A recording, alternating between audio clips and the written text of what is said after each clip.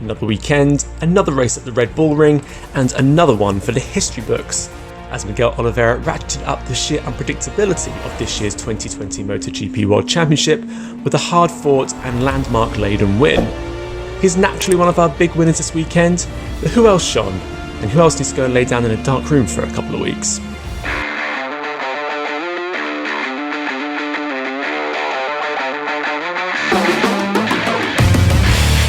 Lucky, opportunistic, right place, right time. For sure, Miguel Oliveira had a few factors fall his way en route to a wholly unexpected maiden MotoGP victory in Austria, but at the end of the day, you still need to make your own luck, take those opportunities, and in this case, ensure you are in the right place at the right time when Jack Miller and Pol Espargaro duff each other up at the final corner. In many ways, Oliveira's off-script victory at the Red Bull Ring perfectly encapsulates this entirely unpredictable 2020 MotoGP season, capitalising on KTM's big step forward over the winter, but also making great personal strides to become a regular front-runner. Oliveira's personal best has jumped from 6th to 1st. Moreover, shocking though the win may be, one feels he won't become one of MotoGP's one-hit wonders. It's a measure of just how open this series is this year, that everyone believes they can win a race this season, and frankly, based on the results of recent races, there really isn't anyone who couldn't.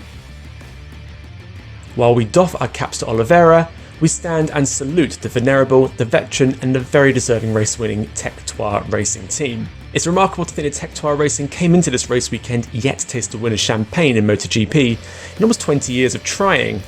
That's not to say they haven't come close. In fact, Tech3 has made 34 trips to the MotoGP podium without standing on the top step, at least until this weekend.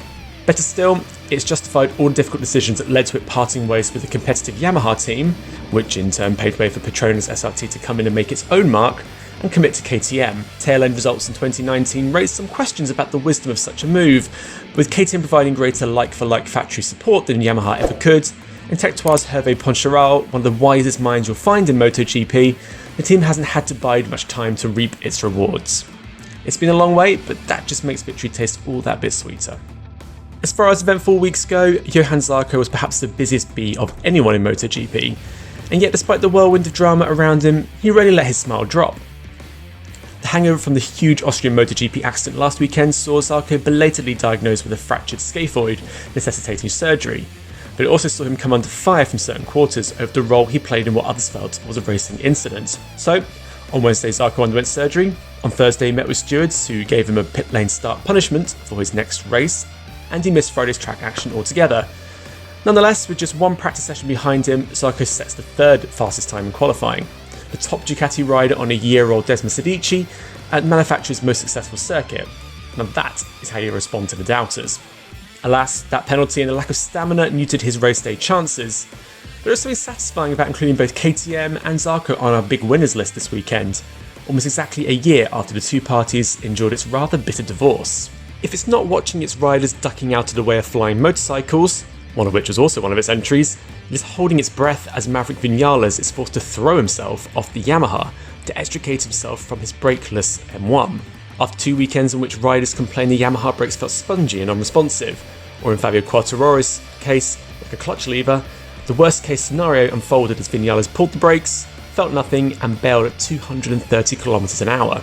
Again, mercifully, Vinales was unhurt, something you couldn't say about the Yamaha itself as it crumpled up and burst into flames. It was the explosive moment of a bafflingly poor weekend for Yamaha all round, Valentino Rossi its best finisher in 9th, while championship leader Fabio Quartararo was only 14th, to watch his lead trim to just 3 points.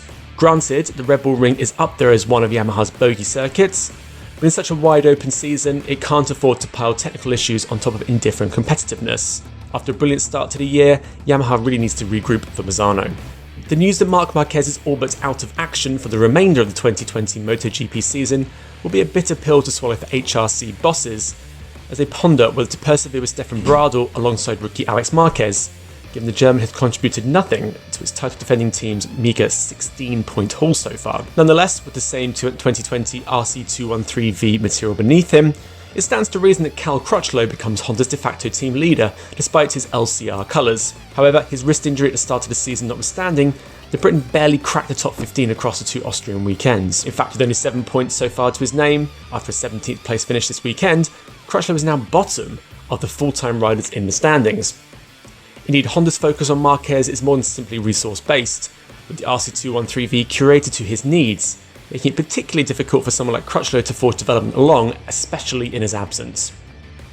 However, when you see Takaki Nakagami notching up a 5th straight top 10 finish from a front row start, one has to wonder how such a successful manufacturer is looking to its satellite rider on the 2019 spec machinery for its best Sunday points haul.